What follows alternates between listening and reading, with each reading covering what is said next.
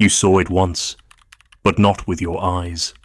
A woman standing in the doorway of a burning house, not screaming, not escaping, only watching the flames consume the curtains she once chose with care. Her face didn't move, not sorrow, not fear, only a strange stillness, as if the fire had answered something she was too proud to ask. And you felt it, too, haven't you? Not when she said I love you, but when she looked away while saying it. Not when she cried, but when her tears came without sound, when her silence became a test you didn't know you were failing. You called it mystery, you called it intuition, but it was a trap laid centuries deep, woven by grandmothers who learned early if you want to survive the lion. Love only the lion who does not believe you bleed. She says she wants truth, but she kneels for power, and not yours. The man who doubts her becomes her altar, because to be disbelieved is to be seen by something older than trust. Now walk closer. You are not safe, but you were never meant to be. She does not follow love, she follows the scent of the one who would never kneel to her pain. You think she is drawn to kindness, but kindness has never conquered her. It cradles, it cushions, it bends, and she does not trust anything that bends. She was raised not by hands, but by silence, by eyes that watched her without seeing, by a world that told her from the start. That softness is a currency quickly devalued. So she tests, she throws her ache like a stone into the water and waits, not for help, for indifference. And when you do not flinch, when you let her drown in the depth she created, that is when she begins to feel something that resembles desire. Not because you saved her, but because you refused. She has learned to love the man who does not move, because movement implies reaction, and reaction implies control, and control, to her, is always a performance, a dance for approval, a seduction for safety. She has had enough of that. It is not that she wants to suffer, no. The truth is colder. She wants to be witnessed without being rescued. She wants her fire to burn while you remain seated. She wants to feel that you could walk away and choose not to. Not because you pity her, but because she fascinates you even in her rage. That is not affection. That is power. And she wants power more than she wants peace. You may believe she longs for vulnerability. You may tell yourself she seeks a space to unravel. But no, she is the architect of every unraveling. She crafts it with precision. She leaves doors half open, voices half raised, stories half told, not out of confusion, but out of instinct. The instinct to lure only the ones who do not rush in, the ones who wait, the ones who blink slowly while she burns everything around her. She has nothing to offer the man who kneels too quickly. She will crucify the one who believes her too easily, because if he believes her, she must be lying, and if he doubts her, then perhaps, just perhaps, she is something real enough to challenge. What she trusts is not care. What she trusts is cruelty held in restraint. It is the animal in you she watches for, not the polished words, not the rehearsed sympathy. She wants to know if you have the teeth to hurt her and the will to choose not to. That is the test. That is the seduction. She does not fear the beast. She fears the man who pretends he has no beast at all. That man is a liar. That man will betray her softness with passive hands. But the one who growls and holds back, that one she will follow into darkness, not because she is broken, because she is ancient, because she knows only the dangerous have the capacity to be truly gentle. And so she hunts for danger cloaked in distance, laced with disdain. You see her smile at men who do not believe her. You see her touch them longer than she needs to. You see her eyes narrow when a man nods too eagerly. That is not confusion. That is selection. That is the ritual. She does not want the man who says, "I trust you." She wants the man who says nothing, who watches her chaos and does not validate it, who lets her lie without blinking, who makes her feel her own performance so acutely that she finally breaks it. Because only in disbelief does she collapse into something real. This is not a game. This is survival learned in shadows. She grew up in a world where belief was currency, where being believed meant being safe, and so she learned to disbelieve herself before others could.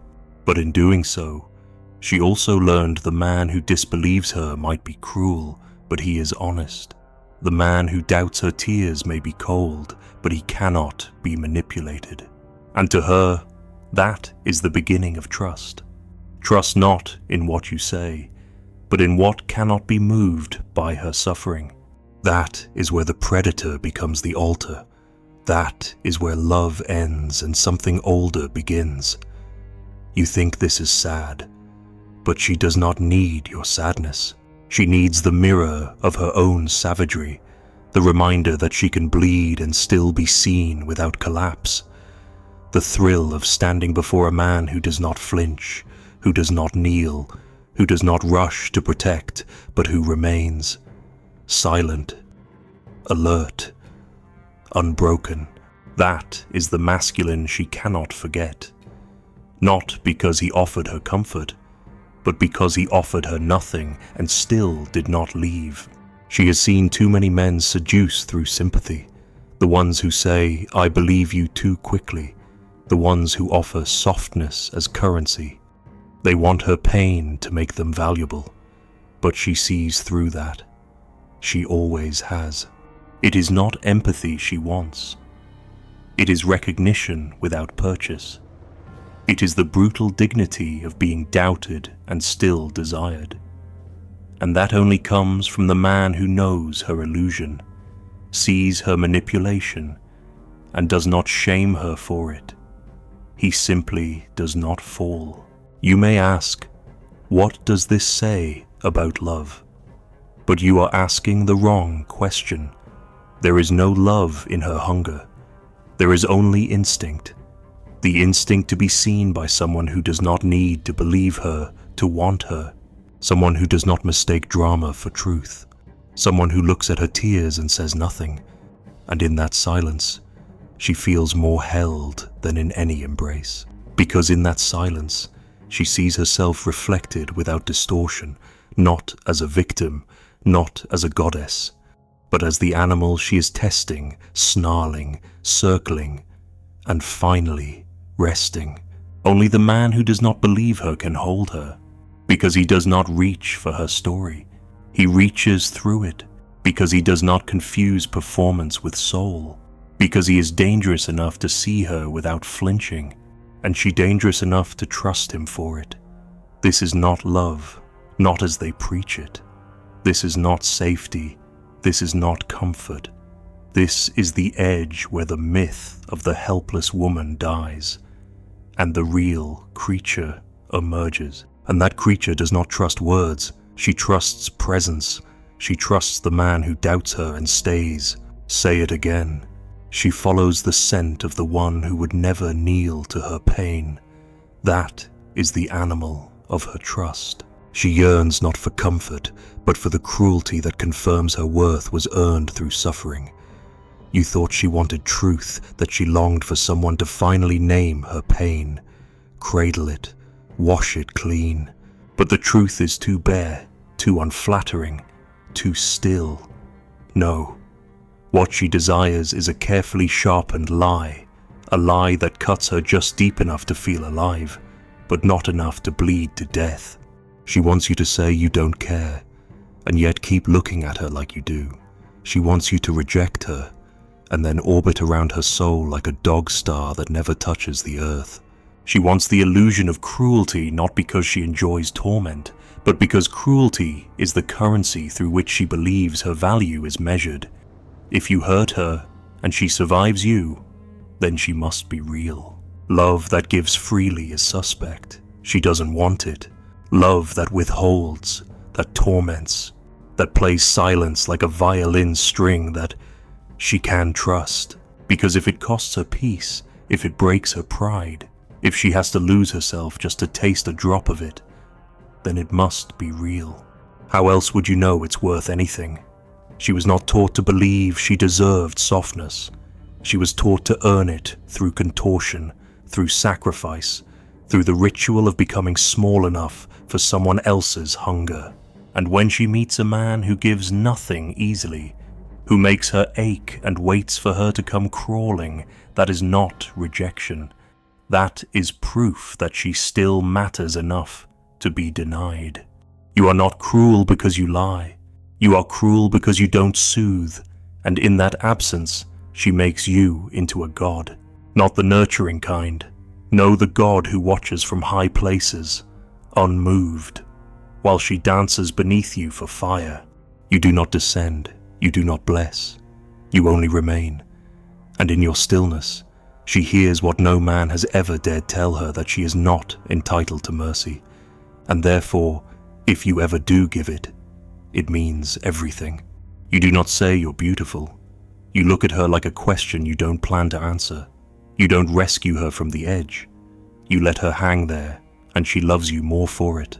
She does not want to be believed. She wants to be defeated. She does not want her wounds seen.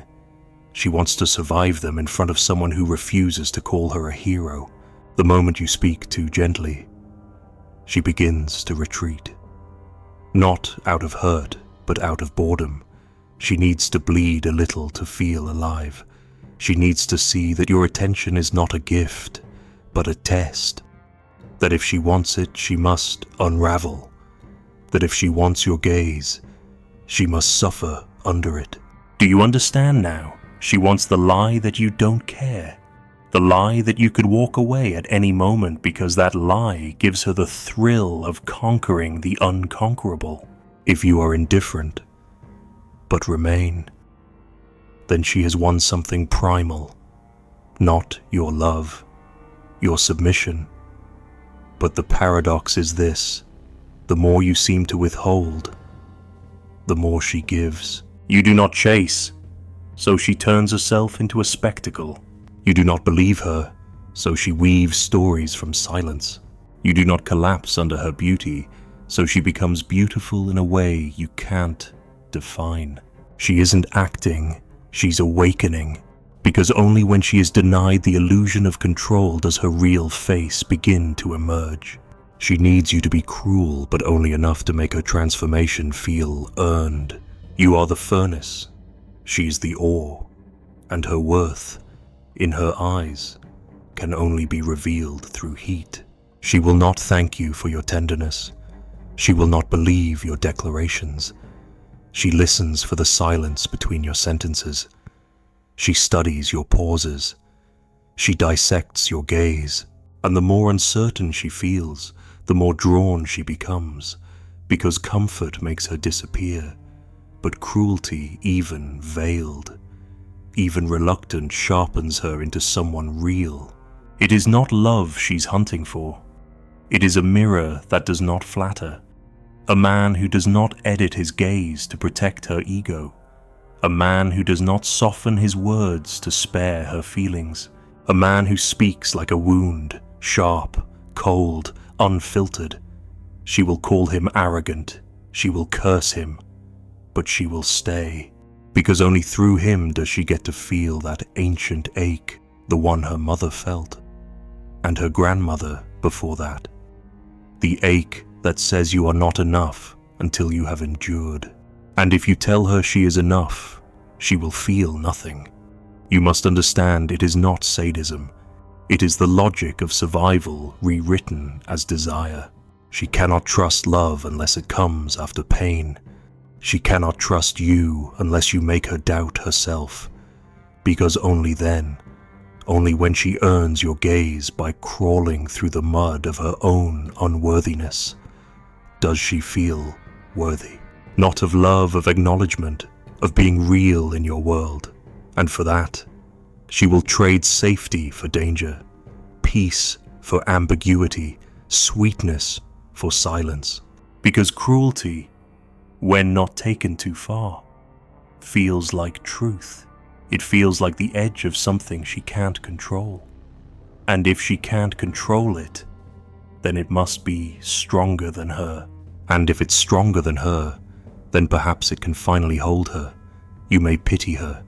That is your mistake. She has no use for your pity.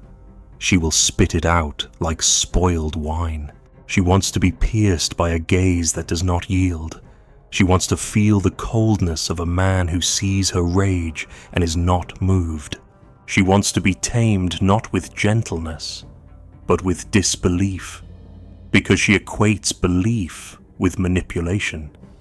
The man who believes her too soon is not a man. He is a puppet. And what does she do with puppets? She cuts the strings. She needs resistance. She needs friction. She needs the man who treats her words like riddles, her feelings like weather. The man who is not cruel, but distant, not abusive, but unshaken. In him, she does not find validation. She finds the unknown. And that is the lie she wants, that he could destroy her, but doesn't. That she means nothing to him, and yet he stays. That he does not care, and yet he does not leave. It is that contradiction that builds the temple in her, a paradox sharp enough to kneel to. Not the truth. Never the truth. She has had too much of that, and it always left her hollow.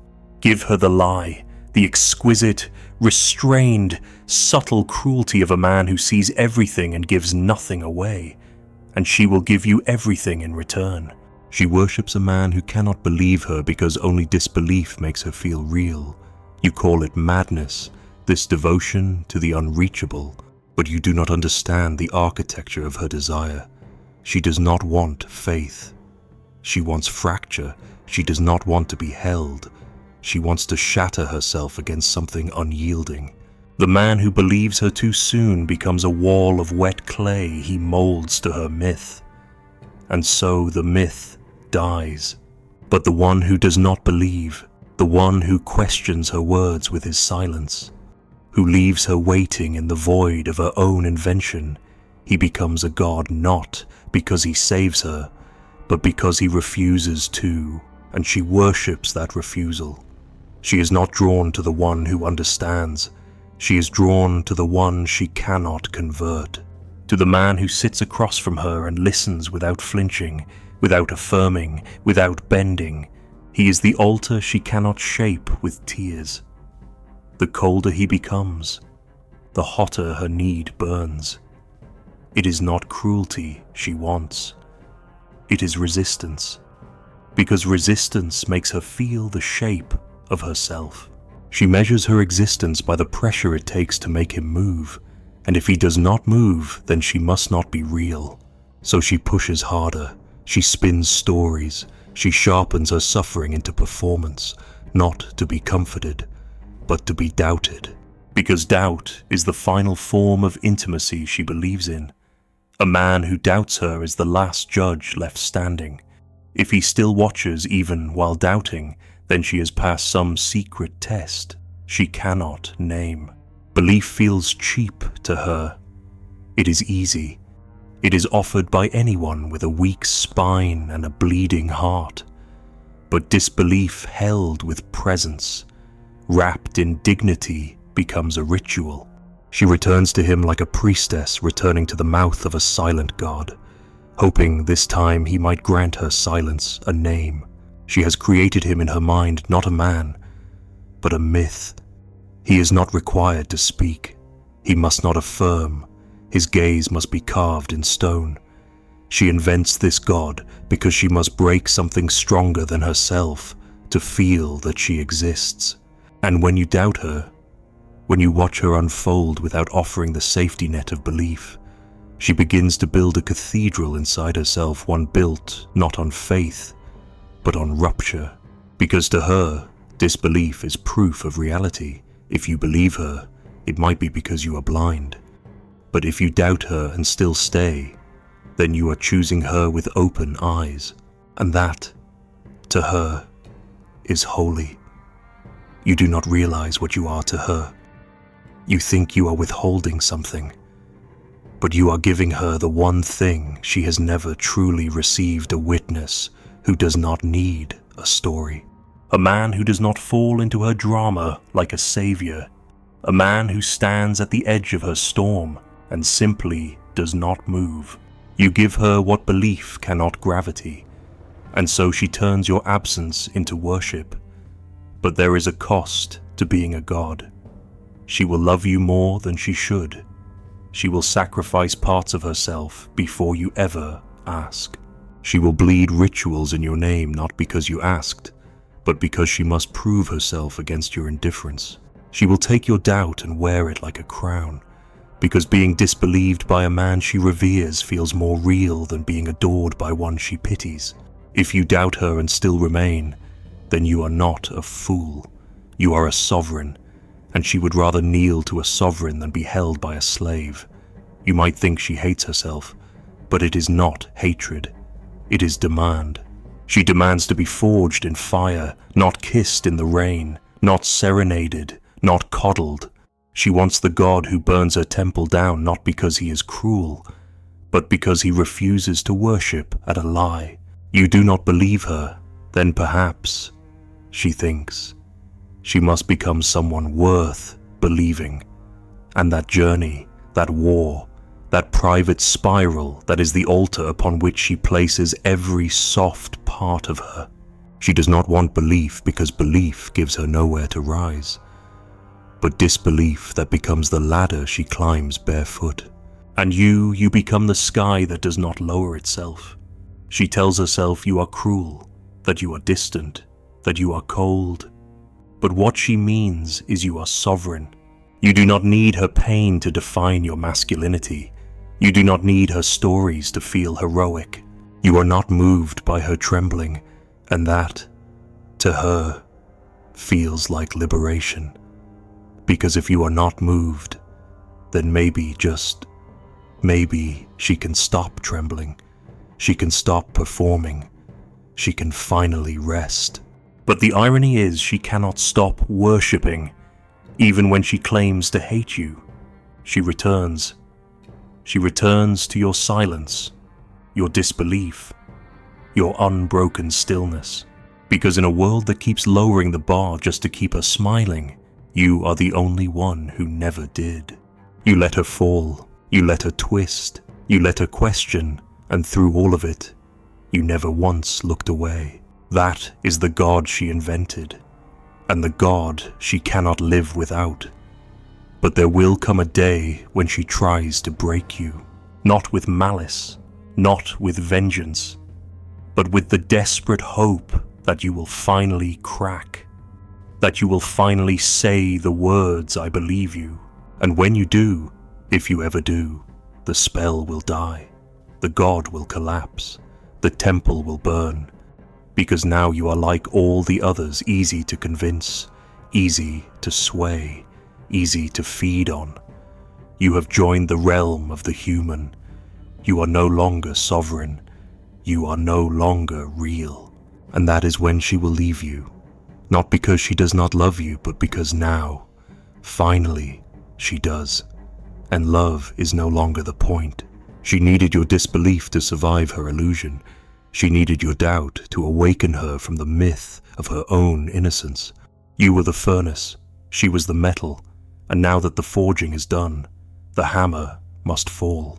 She walks away not with tears, but with the quiet dignity of someone who was never looking for belief, only a mirror that did not flatter, a god that did not kneel, a man who saw her as nothing and still chose to stay. You were never meant to save her.